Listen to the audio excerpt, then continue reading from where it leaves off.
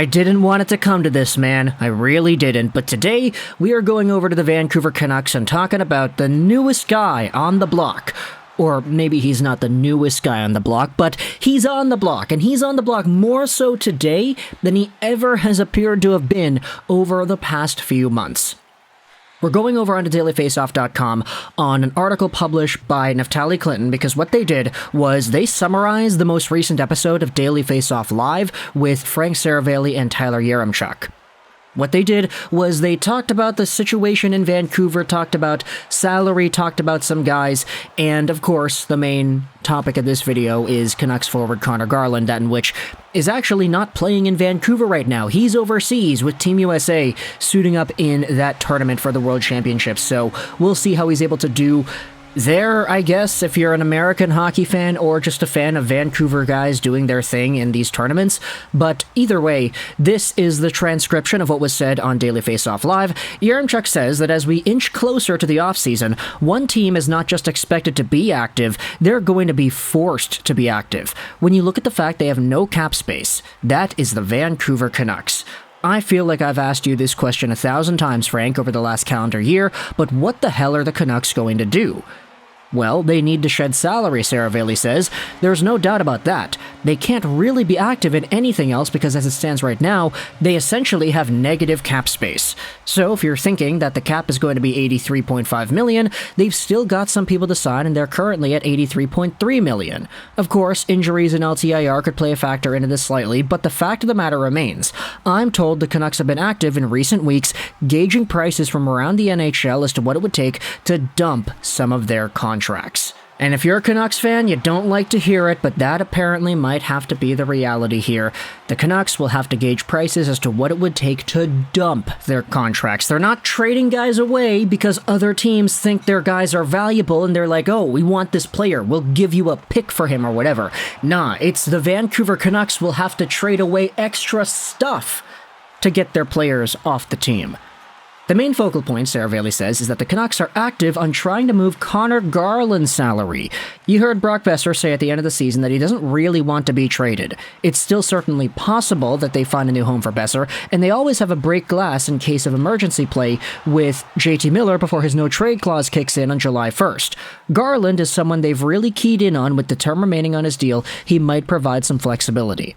So Garland is one name they've been focusing on. And for Conor Garland, I definitely don't want to make it seem like he's been the best Vancouver Canuck over the past few years. He actually did have a slight decline from points last season to this season, 52 points, 77 games, and then 46 points in 81 games this season.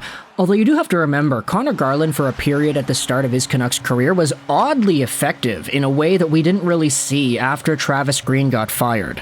Under Boudreau and under Tocchet, Conor Garland wasn't really the same type of player. Like, sure, he was still feisty, and sure, he was still agile, doing the things that make Conor Garland, but the edge of production that we had seen under Green wasn't there anymore, which is very strange to see that decline happen, but either way, I mean, the guy ended off the season with a hat trick, so good on him for getting, I believe it was his first ever NHL hat trick, so good on that. But aside from all of the conversation about Garland and the progression, he is a player making $4.95 million a year till the end of 2026, a contract signed by Jim Benning that actually was seen as a pretty good deal when it was signed, when he got 50 points in the season. The thing is, with Garland's place on the team, you have other right-wing players, or right-handed players, like Kuzmenko and Brock Boeser, that also take up spots on the wing there, meaning that if you wanted to move around some salary cap space, those are probably the guys that are going to be first on the chopping block. And for Garland, it's kind of unfortunate because, I mean, the guy did have half a point a game on the season. He did have nearly 20 goals last season and this season. He is a good enough NHL player to justify maybe giving $4.9 million a year, and he plays a game that you could say, yeah, that's a valuable type of game. The problem is, when you acknowledge what Seravalli is saying here, it's very apparent that the Vancouver Canucks are going to have such a difficult time trading Garland away that they can't just say, okay, we're going to trade him away and the team is going to want him because he's a valuable player. The Canucks, with their cap situation at hand, are going to be forced to add extra stuff with Garland in order to facilitate a trade in the first place.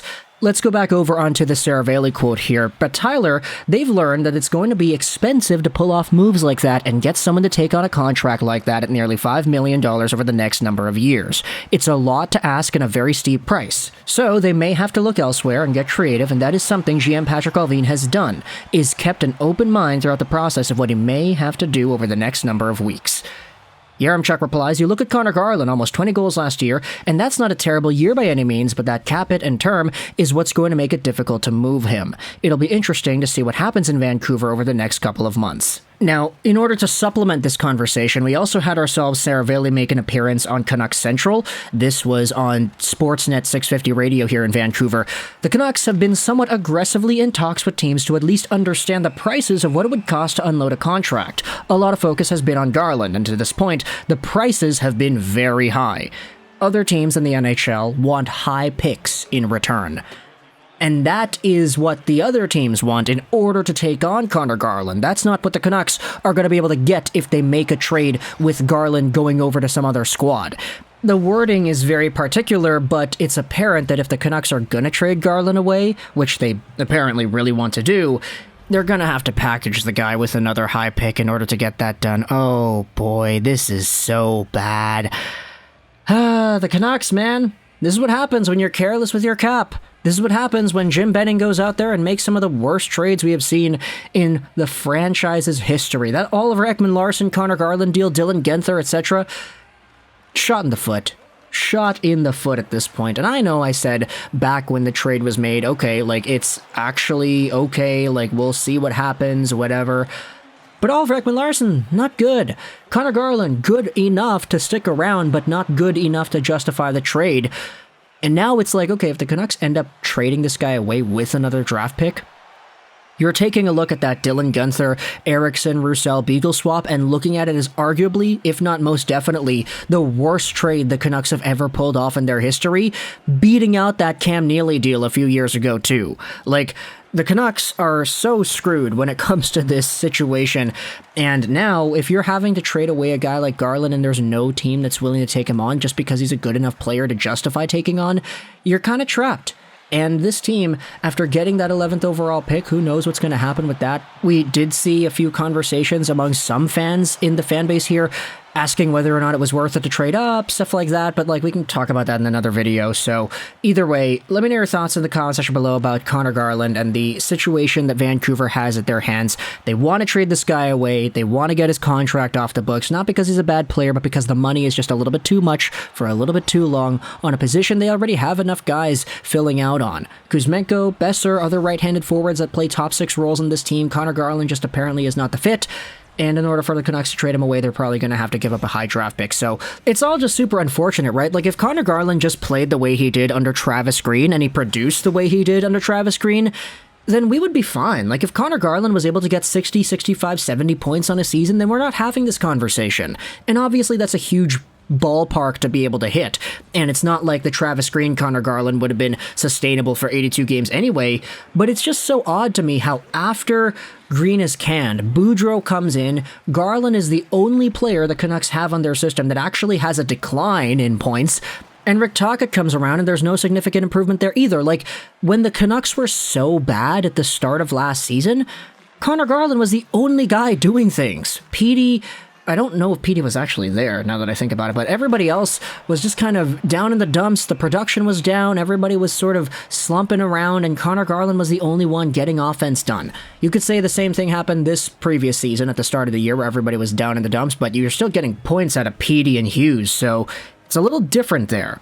But either way, let me know your thoughts in the comment section below about this entire update from Seravalli, Jiricek, and the other folks on Canucks Central. I hope you enjoyed this video. And bye.